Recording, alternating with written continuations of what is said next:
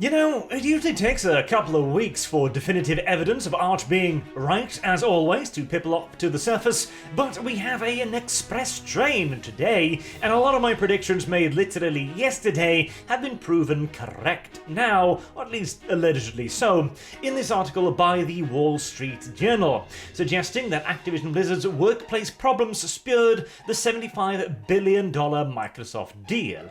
Now, you'd hardly need to be a wizard to predict that particular turn of events, but more interestingly is that it was indeed Phil Spencer. It's not Xbox place to moral shame Activision Blizzard, who initiated conversations around the purchase, and this also explains why he's been kind of needling Activision, but he's always stopped short of actually condemning them. Oh, you know, those Activision lads, they need to do better. It's very important for us over here at Microsoft. Would you like to condemn them outright, sir? It's not my place to moral shame them. Yeah, I imagine it isn't. Anywho, this article is of course behind a paywall because the Wall Street Journal is a piece of shit publication that nobody reads unless they write clickbaity titles like this and pray to God that someone is stupid enough to click the link. Fortunately, this is the internet, and paywalls are pretty goddamn pointless by and large. So, there are some interesting little takeaways here. Firstly, they gave them $75 billion, and this was around about the value of the company before the whole sexual harassment fallout started happening. So clearly, Philly Boy here was very, very keen on this deal and was willing to offer Bobby a nice big fat way out. Incidentally, Bobby Boy is also expected to be leaving the company after the acquisition is complete with a roughly $400 million parachute. If not more. $400 million is just the value of his shares in the company at the purchasing price. So that's just the base sum. In all due likelihood, he was offered a couple million extra to make sure that he would actually leave after the company was traded. And these conversations started well before his offer to take a minimum salary of $63,000. Again, as I mentioned in the last video, the pay cut makes a lot more sense now, doesn't it? He's not going to go hungry anytime soon, and not by any stretch of the imagination. Now, I'll also mention that a lot of this is according to inside sources, much like the previous Wall Street Journal accusations. No, that's pretty much the correct word, but I was meant to see an article where they stated that Bobby Kotick had totally known about all of the accusations and allegations, and he had decided to simply sit on them. It was also the article in which they accused Bobby Kotick of apparently getting a little bit hands-on with the flight attendant personnel. Or, wait, no, that was somebody else. Bobby merely just covered it up and fired the flight attendant, apparently. Anywho, a lot of this is, again, according to inside sources, and I've gotten very, very, very skeptical to trusting the mainstream media sources here, but, well, for what it is, at the very least makes a certain degree of sense in this particular scenario. There's also some very interesting little things here, too. What down here? Yes.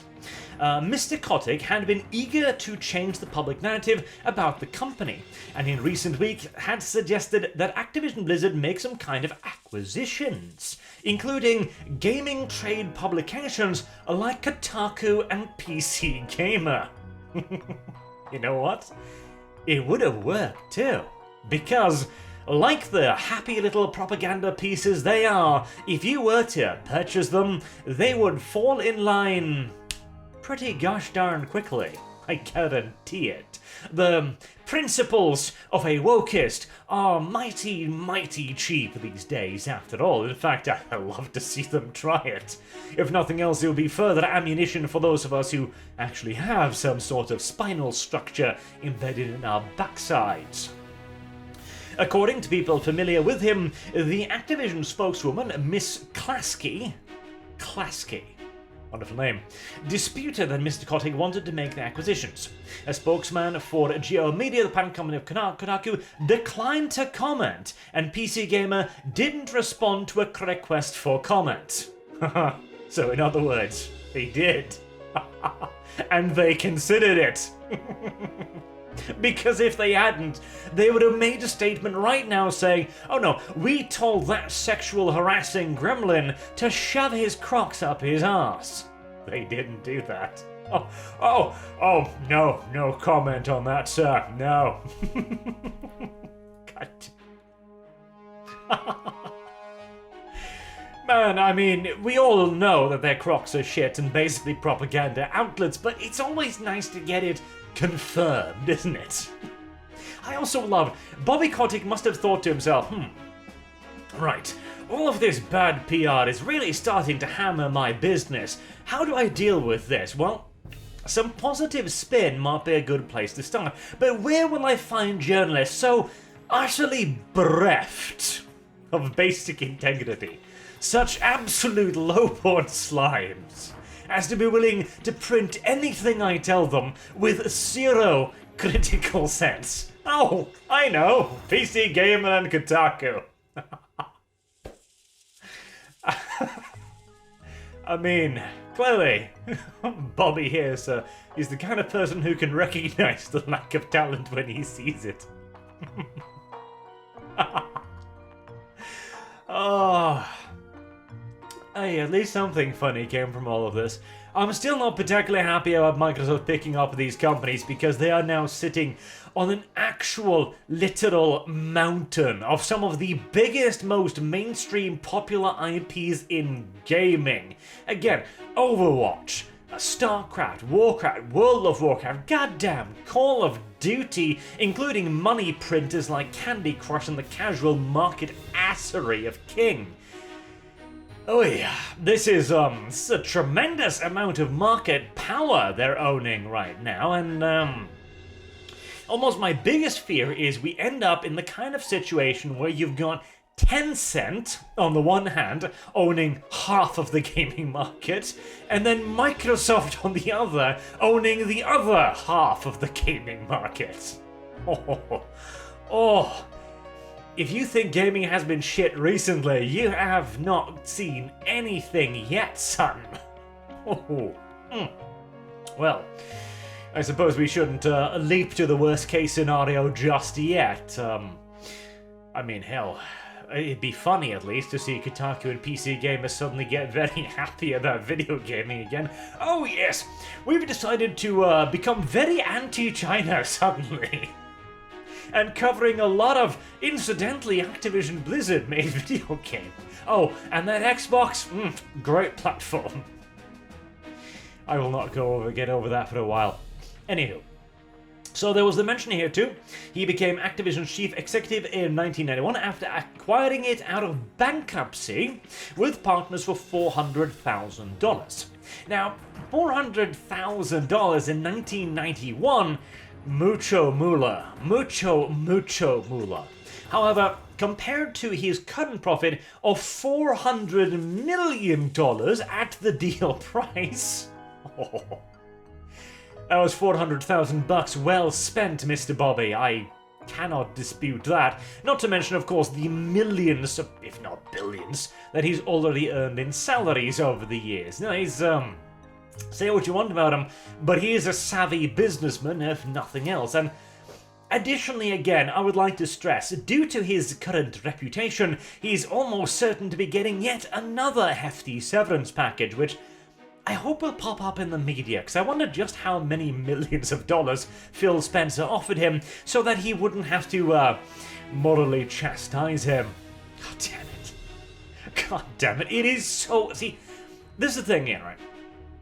This is why I don't like seeing companies grow to this kind of ludicrous size, where they can buy out other ludicrously sized companies for a, medium governmental budget, practically. Because at that point, it gets inherently corrupt. Phil Spencer thinks that it is not Xbox's place to be in any way overly negative of Activision Blizzard. Why? Because they're about to spend $76 billion purchasing them. Meanwhile, he's also grandstanding to a wokeist outlet going, you know what? I think we need cross-platform ban lists. I think toxicity in video gaming is a darnable shame that we here at Xbox are fully committed at dealing with. Meanwhile, purchasing Activision Blizzard, giving Bobby Kotick a pat on the ass and saying, hey, you did alright, buddy. Which, to be fair again, he did. I will have a minimum salary of $63,000, says Bobby, whilst side-eyeing the $400 million pile of money coming his way. God damn it. It's such a... The villainy. Let's for a second assume that we believe the various accusations the Wall Street Journal made previously, right? That Bobby Kotick not only knew about all of this sexual harassment, he covered it up as well. Let's assume that for a second. In which case, the villain is currently walking out the door with an enormous payday. And in all due likelihood, there will be companies all around the globe begging for him to come work for them. Because he has clearly demonstrated his ability to take a company with the most negative PR of any company in the world for the last year or so and turn it into a ridiculous payout.